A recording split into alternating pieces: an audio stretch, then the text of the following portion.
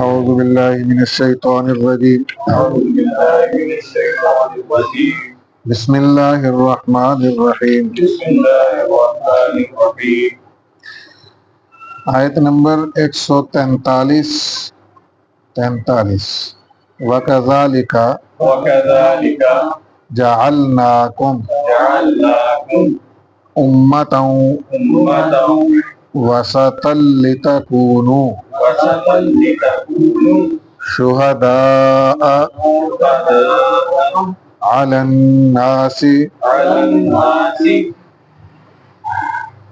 وَيَكُونَ الرَّسُولُ عَلَيْكُمْ شَهِيدًا وَمَا جَعَلْنَا الْقِبْلَةَ الَّتِي كُنْتَ عَلَيْهَا إِلَّا لِنَعْلَمَ مَنْ يَتَّبِعُ الرَّسُولَ ممن ينقلب على عقبيه وإن كانت لكبيرة إلا على الذين هدى الله وما كان الله ليضيع إيمانكم إن الله بالناس لرؤوف رحيم. صدق اللہ العظیم. قبلہ اللہ رب العالمین نے سب سے اعلیٰ عطا فرمایا امت محمد صلی اللہ علیہ وسلم کو، اور اس کے بعد یہ ارشاد فرمایا آج کی زیر درس آیت میں کہ جس طرح ہم نے قبلہ آپ کو سب سے اعلیٰ اور بلند عطا فرمایا، ایسے ہی ہم نے اس امت کو بھی سب امتوں سے بہترین اور افضل بنایا، اور لقب اللہ تعالیٰ نے عطا فرمایا اس امت کو امتاً وسطا. اچھا، ایک ہوتا ہے وسط، سین کے سکون کے ساتھ جزم آتی ہے، ایک ہوتا ہے وسط، سین کے اوپر زبر آتے ہیں. ادھر توجہ فرمائیں، یہ دو اینڈ ہیں، یہ اور یہ. اگر وسط ہو سین کے جزم کے ساتھ تو اس کا معنی ہوتا ہے درمیان، اس اینڈ سے لے کر اس اینڈ تک کوئی جگہ بھی اس سے مراد لی جا سکتی ہے. لیکن جب امتاً وسطا سین کے فتح کے ساتھ زبر کے ساتھ آئے گا تو اس اینڈ سے بالکل سینٹر، اس کا جو ایگزیکٹلی سینٹر ہے، اس سے وہ مراد ہوگا. تو اللہ تعالیٰ نے اس امت کو دو القاب بڑے پیارے عطا فرمائے. ایک خیر امت کہا، کنتم خیر امت اخرجت للناس، کہ اللہ نے تمہیں خیر امت بنایا ہے، یعنی ساری امتوں میں سے بہترین. اور دوسرا یہ فرمایا امتم وسطا، ہم نے تمہیں معتدل اور درمیانی امت بنایا ہے. وسطا اور معتدل کا معنی کیا ہے کہ افراط اور تفریط سے ہٹ کر، کمی اور بیشی سے ہٹ کر بالکل درمیان میں اعتدال پر چلنے والی امت ہے. تفصیلات اپنی جگہ پر آتی رہیں گی. ہر چیز دنیا کے اندر، میں فار ایگزامپل ایک بات عرض کر دیتا ہوں، دنیا کے اندر ایسے لوگ بھی ہیں، ایسی قومیں ہیں جو اللہ کے وجود کے قائل نہیں، منکر ہیں. یہ دہریے جنہیں کہا جاتا ہے. آج کے ہمارے دور میں یہ رشین ہیں، چائنیز ہیں، وغیرہ وغیرہ، یہ سارے جاپانی وغیرہ سارے. تو جو دہریے ہیں وہ کہتے ہیں خدا نہیں ہے، نعوذ باللہ. وہ جو بگ بینگ کا نظریہ ان کے یہاں چلتا ہے نا، ایک دھماکہ ہوا اور دنیا بن گئی، پھر ایک دھماکہ ہوگا دنیا ختم ہو جائے گی، نہ دنیا کا بنانے والا ہے نہ کچھ لانے والا ہے. یہ اس طرح کے بندے. بعض ایسے ہیں جو خدا کو مانتے تو ہیں لیکن خدا کے ساتھ اور بہت سارے خداؤں کو مانتے ہیں۔ یہ دو نظریے دنیا کے اندر چلتے ہیں۔ مثلا بعض ہیں جو 3 خدا مانتے ہیں، جن کے بارے میں تذکرہ ہوتا رہتا ہے، مسیحی یا نصارہ یا عیسائی، لیکن ان کے بارے میں آگے 6 پارے میں آئے گا انشاءاللہ، بڑی تفصیل سے اللہ بیان فرماتے ہیں، لَقَدْ كَفَرَ الَّذِينَ قَالُوا إِنَّ اللَّهَ الثَّالِثُ الثَّلَاثَةِ، البتہ تحقیق کے ساتھ پکے کافر ہیں وہ لوگ جو یہ کہتے ہیں کہ اللہ تینوں میں سے تیسرا ہے، یعنی 3 خدا ہیں۔ اس کے بالکل متصل آیت میں فرمایا لَقَدْ كَفَرَ الَّذِينَ قَالُوا إِنَّ اللَّهَ هُوَ الْمَسِيحُ ابْنُ مریم، وہ بھی پکے کافر ہیں تحقیق کے ساتھ جو یہ کہتے ہیں کہ اللہ عیسیٰ ابن مریم کے اندر حلول کر گیا، ان کے اندر آ گیا۔ تو اب عیسیٰ علیہ السلام حقیقت میں خدا ہیں یا خدا کا بیٹا مانتے ہیں وہ۔ اللہ نے ان دونوں نظریات کے ماننے والوں کو، اور یہ دونوں نظریات نصارہ کے ہیں، ایک نظریہ ان کا یہ ہے کہ اللہ عیسیٰ کے اندر آ گیا نعوذ باللہ، اور ایک نظریہ ہے کہ 3 خدا ہیں اور اللہ تینوں میں سے تیسرا ہے۔ پھر ان کے جو بنیادی فرقے تھے، طبقے، وہ یعقوبیہ، نستوریہ اور ملکائیہ، عیسائیوں کے بنیادی فرقے، ان کے اندر پھر آگے اختلاف ہے۔ 3 خدا ماننے والوں میں سے بھی بعض یہ کہتے ہیں کہ ایک خدا اللہ، دوسرا خدا جبریل علیہ السلام، اور تیسرا خدا یسوع مسیح حضرت عیسیٰ ابن مریم علیہ السلام۔ اور دوسرا طبقہ کہتا ہے نہیں، ہیں تو 3 ہی ہیں، لیکن ایک خدا اللہ، دوسرا حضرت ماں مریم علیہ السلام، اور تیسرا یسوع مسیح حضرت عیسیٰ ابن مریم علیہ السلام۔ یہ ہیں وہ بھی تثلیث کے قائل اور وہ بھی تثلیث کے قائل کہ 3 خدا ہیں، لیکن دونوں کا نظریہ الگ الگ ہے۔ تو اللہ نے کہا کافر ہیں، جو بالکل نہ مانے وہ بھی کافر ہے، اس لیے کہ ایک چھوٹی سی چیز دنیا کے اندر بنانے والے کے بغیر نہیں بن سکتی اور چلانے والے کے بغیر نہیں چل سکتی، تو اتنی بڑی کائنات بغیر بنانے والے کے کیسے بن گئی اور بغیر چلانے والے کے کیسے چل سکتی ہے؟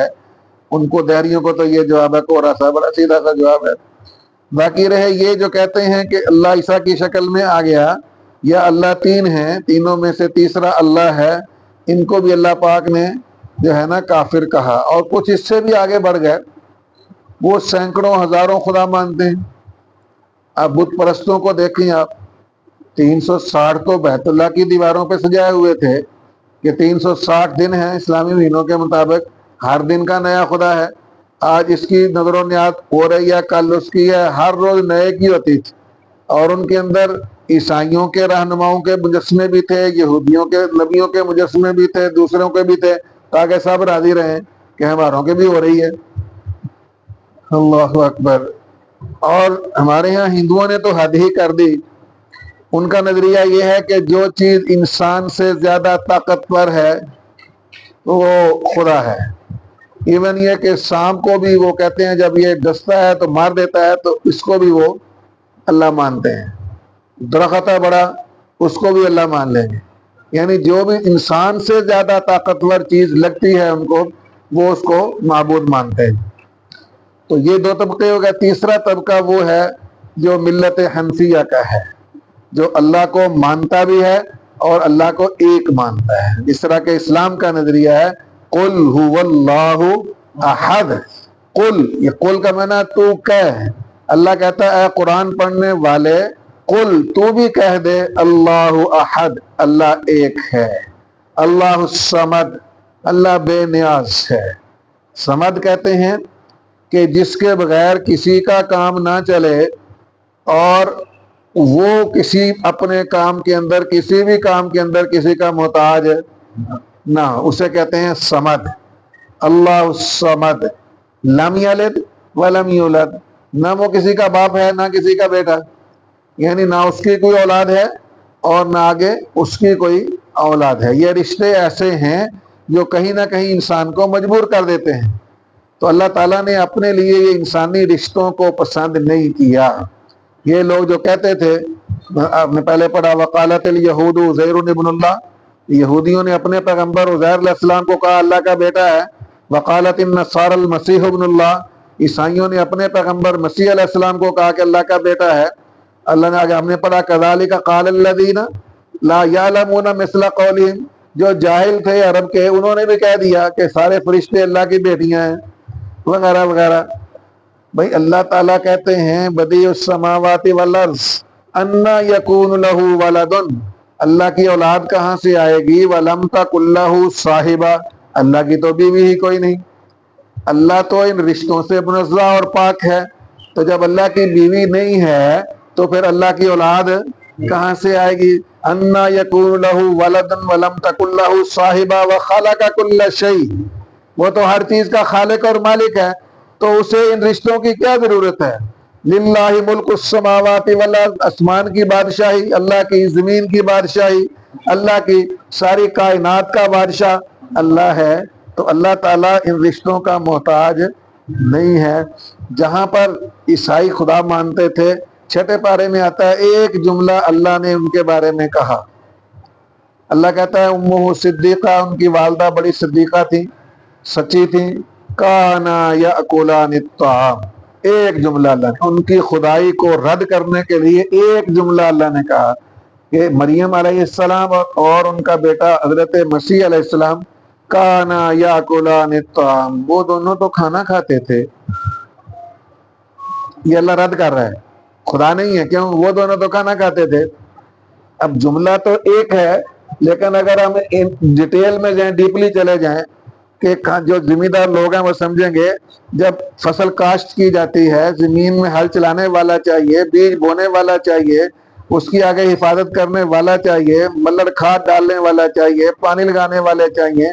پھر جب وہ فصل پک کے تیار ہوتی ہے اس کو کاٹنے والے چاہیے، پھر ان کو گانے والے چاہیے، پھر گندم کا جو ہے نا وہ ان کو صاف کرنے والے، پین کرنے والے چاہیے، اور پھر اس کو آٹا پیسنے والوں کی ضرورت ہے، پھر آٹا گوندنے والوں کی ہے، پھر روٹی پکانے والوں کی ہے.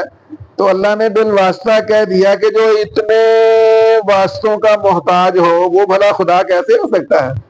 کانا یاکلان الطعام، تم کہتے ہو اللہ تھا، اللہ کا بیٹا ہے، وہ تو دونوں کھانا کھاتے تھے. تو کیا دلیل ہے جی، اللہ پاک نے کیسی ایگزامپل دی ہے جی، اور بڑی کمال کی اور بڑی وزنی دلیل ہے کہ وہ دونوں تو، اور اللہ کھانے پینے سے منزہ اور پاک ہے، اللہ کے تو فرشتے بھی کھانے پینے سے پاک ہیں. تو وہ دونوں تو کھانا کھاتے تھے، تم کہتے ہو وہ خدا یا خدا کا بیٹا تھے. تو خیر یہ سب نظریے تھے. ان کے مقابلے میں ایک نظریہ ملت حنیفیہ کا ہے، اور وہ کہتے ہیں اللہ ہے اور اللہ ایک ہے. اللہ اپنی ذات کے اندر بھی اکیلا ہے، اللہ اپنی صفات کے اندر بھی اکیلا ہے، اللہ اپنے افعال اور کاموں کے اندر بھی اکیلا ہے. وہ کسی کا محتاج نہیں ہے، کسی کی سپورٹ کی اس کو ضرورت ہے نہیں ہے. انما امرہ اذا اراد شیئا ان یقول له کن فیکون. تو کن فیکون جب ہے تو اسے کسی کی کیا ضرورت ہے؟ وہ اکیلا ہے وہ. تو جو اکیلے رب کو ماننے والے ہیں اس کو اللہ کہتے ہیں ہم نے تمہیں قبلہ بھی سب سے اعلیٰ دیا اور سب سے معتدل امت بنایا، جو دائیں بائیں ہٹ کر افراط اور تفریط سے بچ کر بالکل اعتدال کے ساتھ سیدھے رستے پر چلنے والی. یہ وہ سیدھا رستہ ہے جس کا مطالبہ شروع میں کیا تھا اہدنا الصراط المستقیم، یا اللہ ہمیں سیدھے رستے پر چلائے رکھنا. اللہ تعالیٰ کہتے ہیں یہ وہ امت ہے، یہ امت ہے وہ جو سیدھے رستے پر چلنے والی ہے. تو اللہ تعالیٰ نے ارشاد فرمایا وَكَذَلِكَ، اور اسی طرح جعلناکم، ہم نے بنایا تم کو امتا وسطا، معتدل امت، نہ تو سرے سے خدا کا انکار اور نہ ایک سے زیادہ کا اقرار، بالکل اعتدال، ایک ماننے والی اور ایک کے سوا اور کسی کو نہ ماننے والی. یہ اعتدال ہے، یہ اعتدال ہے. ٹھیک ہے، یہ میں نے ایک مثال دی ہے، ہزاروں لاکھوں مثالیں موجود ہیں. آگے فرمایا لِتَكُونُوا، اچھا یہ امت اعتدال امت معتدل کیوں بنایا؟ آگے اللہ اس کی وجہ بیان فرما رہے ہیں تاکہ ہو جاؤ تم تاکہ ہو جاؤ تم شہداء گواہی دینے والے علی الناس لوگوں پر وَيَكُونَ الرَّسُولُ اور ہو جائے رسول صلی اللہ علیہ وسلم علیکم تم پر شہیدہ گواہ. اب یہ کیسے ہوگا؟ مختلف تفاسیر میں آتا ہے. حضرت عبداللہ ابن مبارک رحمہ اللہ اپنی کتاب الزہد کے اندر فرماتے ہیں، بڑی تفصیل کے ساتھ لکھا کہ قیامت والے دن جب اللہ کی عدالت قائم ہوگی، اللہ سب سے پہلے اسرافیل علیہ السلام کو طلب فرمائے، ادھر آئیں جی. آ گیا، آپ نے میری امانت پہنچا دی تھی، آپ نے میری امانت پہنچا دی تھی. جی اللہ رب العالمین، میں نے آپ کی امانت جبریل علیہ السلام تک پہنچا دی تھی. بلاؤ جبریل علیہ السلام کو. آ گیا جبریل. کیا اسرافیل نے میری امانت تم تک پہنچائی تھی؟ جی اللہ پہنچا دی تھی. اسرائیل کو کہا، اسرافیل کو جاؤ جی تم تو فارغ، تمہاری گواہی ہوگی، تم نے پہنچا دی. اب آگے اللہ تعالیٰ جبریل امین سے پوچھیں گے، ہاں تم نے میری امانت کا کیا کیا؟ تو جبریل علیہ السلام فرمائیں گے، عرض کریں گے باری تعالیٰ، میں نے تیری امانت کو تیرے سارے خاص بندوں یعنی تیرے نبیوں تک پہنچا دیا. میں نے تیری امانت تیرے بندوں تک پہنچا دی. اللہ فرمائیں گے بلاؤ انبیاء کو. انبیاء کرام تشریف لے آئیں گے سارے کے سارے. بتاؤ بھائی جبریل امین نے میری امانت تم تک پہنچا دی تھی؟ جی باری تعالیٰ انہوں نے آپ کی امانت ہم تک پہنچا دی، فردن فردن سب کے لیے. اچھا تم نے میری امانت کا کیا کیا؟ اب یہ نبیوں سے سوال ہو رہا ہے. وہ کہیں گے یا اللہ ہم نے اپنی اپنی امتوں کو تیری امانت پہنچا دی. پتہ ہے نا پیچھے ایک دفعہ ذکر ہوا تھا کہ نبی علیہ الصلوۃ والسلام نے خطبہ حجۃ الوداع کے اندر لوگوں سے پوچھا تھا کہ یہ بتاؤ کیا میں نے اپنی جو امانت اللہ نے مجھے عطا فرمائی تھی کیا میں نے تم تک پہنچا دی ہے؟ تو سب لوگوں نے کہا تھا حضرت ادیتا ونصحتا، آپ نے صرف پہنچائی نہیں بلکہ خیر خواہی کے ساتھ پہنچانے کا حق ادا کر دیا. تو اس وقت حدیث پاک میں آتا ہے اللہ کے پیغمبر صلی اللہ علیہ وسلم نے دو جملے ارشاد فرمائے، اپنی شہادت والی انگلی اٹھائی اور فرمایا اللہم اشہد، یا اللہ تو گواہ بن جا، تیری مخلوق یہ گواہی دے رہی ہے کہ میں نے تیرا پیغام تیری امانت تیرے بندوں تک پہنچا دی ہے. اللہم اشہد اللہم حل بلغت، یا اللہ میں نے تیری امانت پہنچا دی. اللہم حل بلغت، یا اللہ میں نے تیری امانت پہنچا دی. تو سب نبی بھی کہیں گے یا اللہ ہم نے اپنی اپنی امتوں کو تیری امانت پہنچا دی ہے. تو اللہ کہیں گے بلاؤ امتوں کو.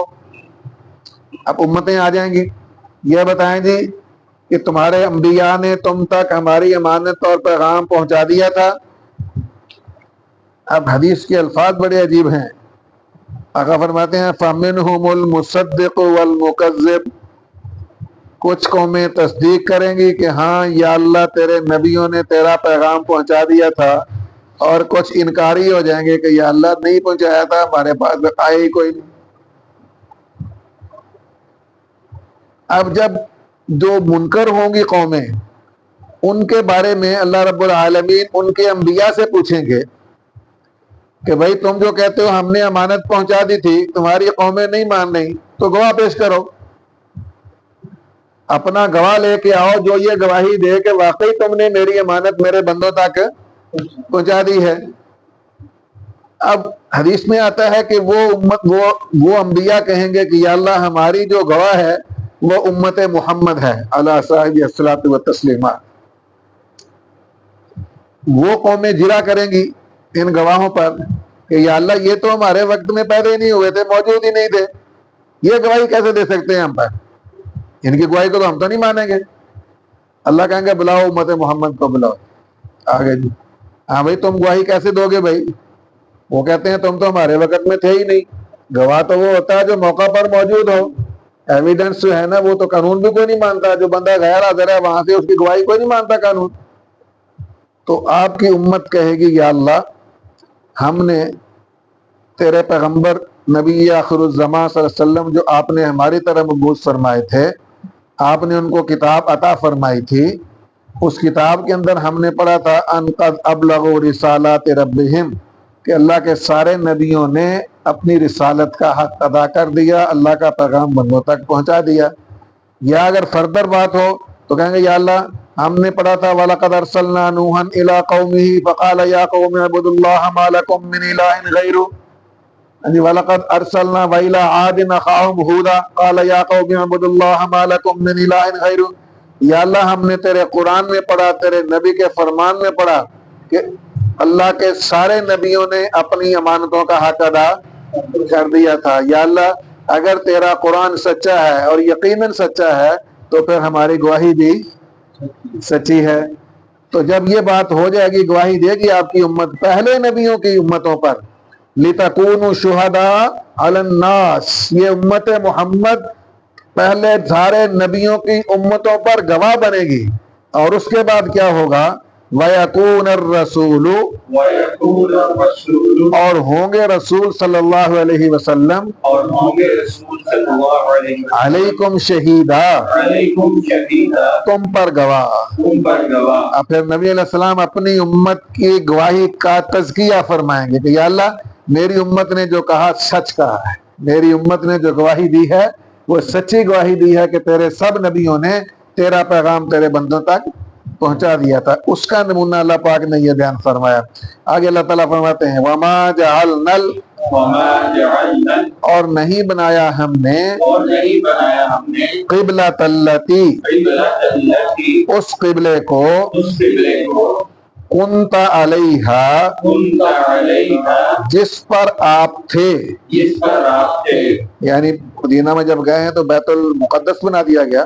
اللہ کہتا ہے ہم نے یہ بیت اللہ سے ہٹ کر بیت المقدس کیوں بنایا تھا آپ کا وہاں, اس کی بھی ایک حکمت تھی. اللہ کہتا ہے حکمت کیا تھی, إِلَّا لِنَعْلَمَ, إِلَّا لِنَعْلَمَ, تاکہ ہم جان سکیں. تاکہ ہم جان سکیں. علماء نے لکھا ہے اللہ کے سارا علم میں ہے, یا نعلم کا معنی ظاہر کرنا ہے, تاکہ ہم ظاہر کر دیں, تاکہ ہم ظاہر کر دیں, من, اس شخص کو, اس شخص کو, یتبع الرسول, یتبع الرسول, جو تابعداری کرتا ہے رسول کی. جو تابعداری کرتا ہے رسول کی. ہم دیکھنا چاہتے تھے کہ پہلے کعبہ وہ تھا, ہم نے کہا نہیں ادھر پڑھو. ہم نے دیکھنا تھا کہ ہمارے پیغمبر کی بات مان کر کے کون بندہ ادھر منہ کرتا ہے. اور پھر جب دوبارہ ہم نے قبلہ بنایا کعبے کو, ہم پھر بھی دیکھنا چاہتے تھے کہ کسی کے دل میں اندر کوئی ایسی بیماری شک تو نہیں ہے کہ جو میرے پیغمبر کی بات نہ مانے. ہم تو ظاہر کرنا چاہتے تھے ماننے والوں کو اور منکرین کو کہ میرے نبی کی بات کون مانتا ہے, اور مانے گا کن میں سے, ممن ینقلب, ممن ینقلب, ان میں سے ان میں سے جو پھر جاتا ہے, جو گر جاتا ہے, علی عقبیہ, علی عقبیہ, اپنی ایڑیوں پر. اپنی ایڑیوں پر. اباؤٹر لے نا, اباؤٹر کون اپنی ایڑیوں پر گھوم جاتا ہے. اللہ کہتے ہیں ہم دیکھنا چاہتے تھے کہ منکر کون ہوتا ہے. بہت سارے بندے سیقول السفہاء من الناس, بیوقوفوں نے اعتراض کھڑا کر دیا کہ ما ولاھم عن قبلتہم التی, ان کو اپنے قبلے سے کس نے پھیر دیا ہے. اور پھر عجیب انہوں نے اعتراض کیا, آج قبلہ بیت اللہ ہے, کل کو بیت المقدس ہے, آج پھر بیت اللہ ہے, یہ اچھا دین ہے. یہ کون سا دین ہے جس میں قبلے بدلتے رہتے ہیں. تو یہ آزمائش بنا دی اللہ نے ان کے لیے. اور دوسری بات اللہ فرماتے ہیں وَإِن كَانَتْ, وَإِن كَانَتْ, اور بے شک یہ بات, اور بے شک یہ بات, لَكَبِيرَةً, لَكَبِيرَةً, البتہ بہت بڑی تھی. البتہ بہت بڑی تھی. کون سی بلا, تحویل قبلہ والی, تبدیلی قبلہ, چھوٹی بات نہیں ہے یہ. تحویل قبلہ والی بات بہت بڑی تھی. ہم دیکھنا چاہتے تھے کہ ہماری اور ہمارے نبی کی بات کو کون مانے گا. إِلَّا عَلَى الَّذِينَ, إِلَّا عَلَى الَّذِينَ, مگر ان لوگوں پر, مگر ان لوگوں پر, هَدَى اللَّهُ, هَدَى اللَّهُ, جن کو اللہ نے ہدایت دی. جن کو اللہ نے ہدایت دی. یہ بالکل ایسی چیزیں ہم نے پہلے پڑھا تھا نماز کے بارے میں, إِنَّهَا لَكَبِيرَةً إِلَّا عَلَى الْخَاشِعِينَ, خاشعين. یہ بہت بھاری ہے لیکن اللہ سے ڈرنے والوں پر بھاری نہیں ہے. کئیوں نو پہاڑ لگتا ہے اٹھ کے نماز پڑھنا, موت پی جاتی پنجابی کہتے ہیں رات ہوئی نماز پڑھنے جا رہا, نہیں جا سکتے, شیطان جکڑ لیتا ہے. اللہ کہتا ہے بڑی بھاری لگتی ہے لیکن اللہ کے بندوں پر بھاری نہیں ہے. ایسے ہی تحویل قبلہ بہت بڑا فیصلہ تھا اللہ کہتے ہیں, لیکن جو اللہ کی مان کر چلنے والے ہیں ان کے لیے اس کی کوئی اہمیت نہیں تھی. ہم نے پہلے بھی پڑھا کہ تم ادھر منہ کرو, اللہ کا حکم ہے ادھر کرو, مشرق کرو مغرب کرو شمال, جہاں بھی کرو, اینما تولوا فثم وجہ اللہ, جدھر منہ کرو گے اللہ وہیں پر ہے, جدھر منہ کرو گے اللہ وہیں پر ہے. اسی لیے کوئی اندھیرا ہو, بندہ جنگل میں ہو, قبلے کا تعین نہ ہو, ہاں جی تحری کریں, ہاں جی ادھر ہے قبلہ ادھر ہے, اندازہ لگائیں تو جدھر بھی نماز پڑھ لیں, اگرچہ ایک کا منہ ادھر ہو ایک کی تحری ادھر ہو, سب کی نمازیں قبول ہیں. تحری کی ہے آپ نے, ہاں جی, اور کسی کو بھی نماز لوٹانے کی ضرورت ہے نہیں ہے, تحری کر کے کر لینا. اور اسی لیے اللہ پاک نے عین قبلہ شرط نہیں رکھا.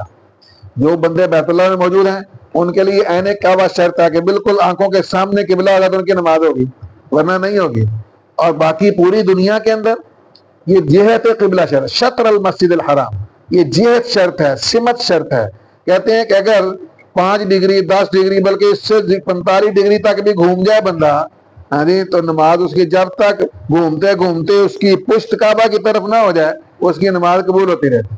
اس لیے کہ اللہ نے عین قبلہ کو شرط نہیں فرمایا بلکہ جہت قبلہ کو شرط فرمایا. ہماری مسجدیں اکثر 2-4 ڈگری ہٹی ہوتی ہیں قبلے سے, اس سے زیادہ بھی کئی جگہ پہ ہیں.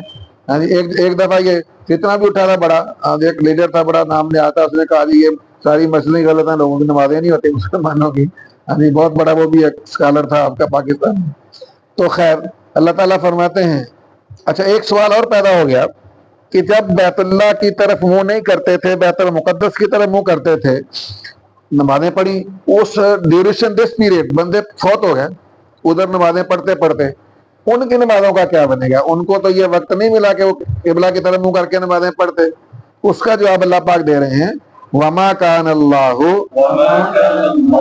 اور نہیں ہے اللہ, لیضیع, کہ ضائع کر دے, ایمانکم, تمہارے ایمان کو, ایمانکم اے صلاتکم. یہاں سب محسنین کہتے ہیں ایمان کا معنی یہاں نماز ہے.